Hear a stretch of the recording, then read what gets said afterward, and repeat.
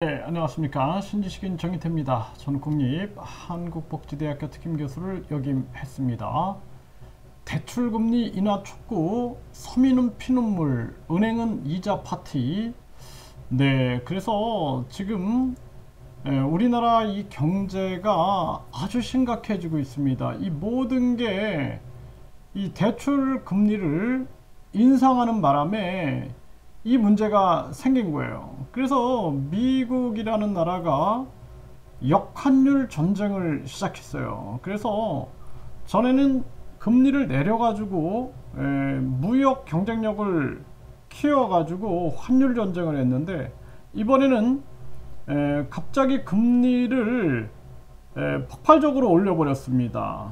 그래서 코로나 상황 때도 늑장 대응을 해가지고 나중에 돈을 11배, 평상시보다 11배나 풀어놓고, 그리고 인플레이션이 나타나니까 이거를 3%, 4% 물가 상승률이 있을 때도 대처를 안 하다가 7%가 넘어서야, 그때서야 늑장 대응을 하고, 그리고 나서는 급격하게 금리 인상을 했는데, 이거는 작전이다 그렇게밖에 볼 수 없는 거죠. 뭐 미국의 연준이 바보겠습니까? 이들이 계획적으로 그렇게 했다라고 밖에 생각을 할 수가 없습니다.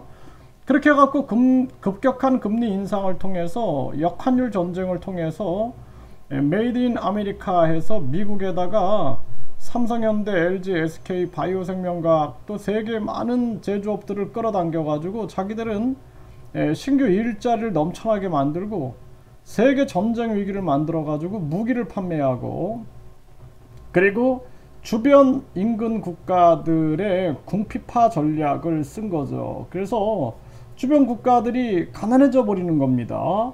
그래서 영국도 쇼크를 받았고, 유럽도 지금 난리가 났고, 거기에다가 한국이 지금 직접적인 피해를 강하게 받고 있는 거고, 일본은 마이너스 금리를 유지하면서 수출 경쟁력과 관광 산업의 경쟁력을 확보를 한 그러한 모습으로 나가고 있죠.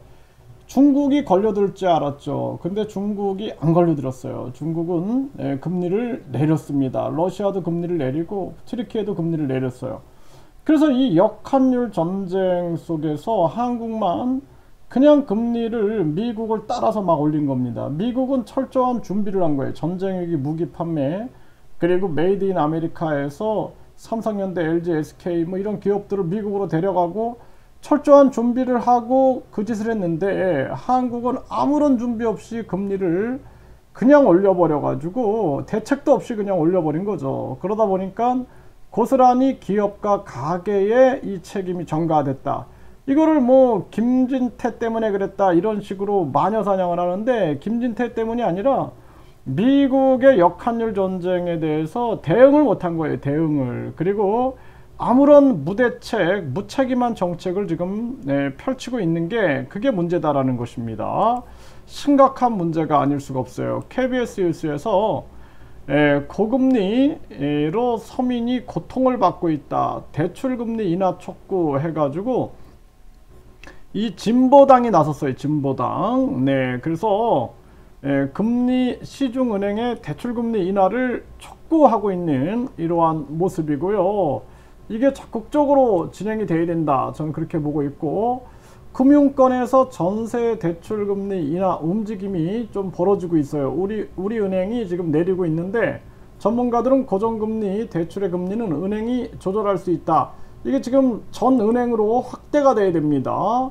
네, 서민은 이자 폭탄인데 은행은 이자 파티를 하고 있다. 금리 인하해야 한다.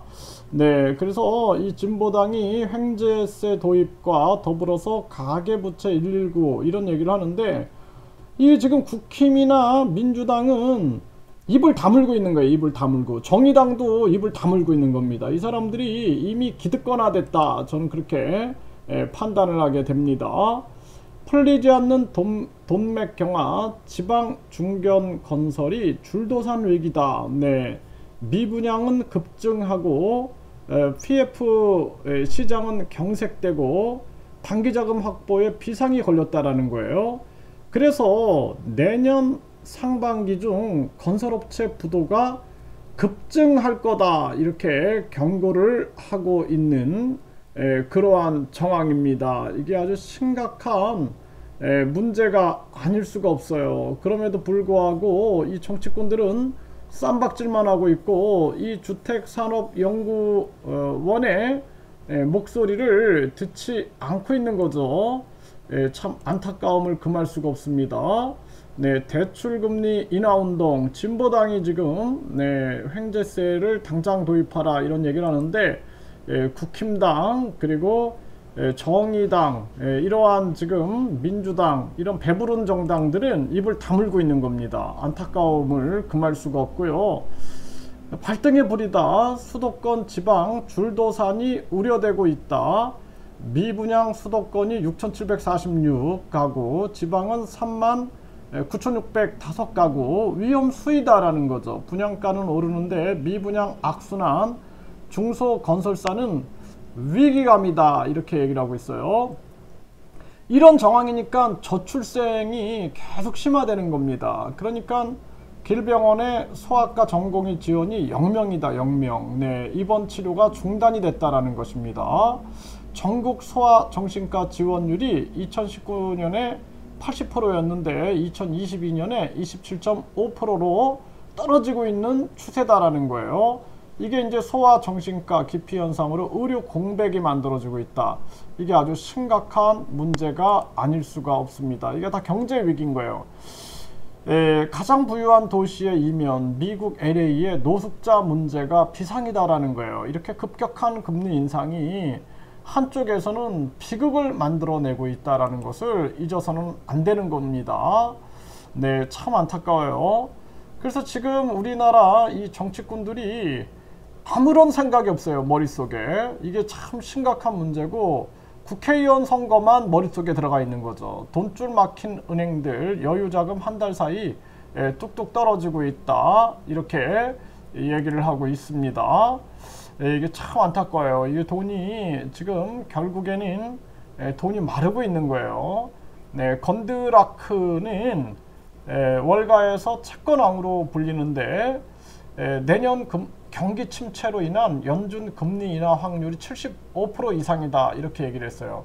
그러니까 경기 침체로 금리가 인하될 수밖에 없는 그런 정황으로 가는 거죠. 금리를 빨리 내려야 된다라는 거예요. 우리나라도 지금 심각한 정황이다라는 거예요. 전세대출금리 인하 확산되나 은행 중 여기가 포문을 열었다. 우리은행이 이제 먼저 열었고 농협은행도 검토하고 있다. 다른 은행은 계획 없다 그러는데 이거 빨리 금리를 내려야 된다. 저는 그렇게 말씀을 드리고요. K뱅크도 아파트 담보 전세대출 금리를 인하하고 있다는 거예요. 인터넷 은행들이 인하하고 있는 모습이죠.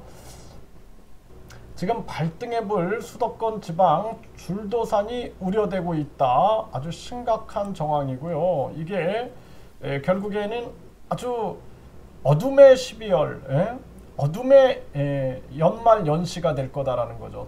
돈맥경화의 중견 중소건설사가 연쇄부도 우려가 커졌다라는 것입니다. 미분양 쌓이고 자재값 금리 계속 올라서 삼중고를 겪고 있고 고금리로 끌어쓴 돈 미분양에 폭탄 돌리기를 하고 있고 시행사 파산이 허다하다라는 것입니다. 건설사도 연쇄부도가 나고 있고 정부 PF 대책을 내놨을 뿐 적극 개입이 없다라는 거예요.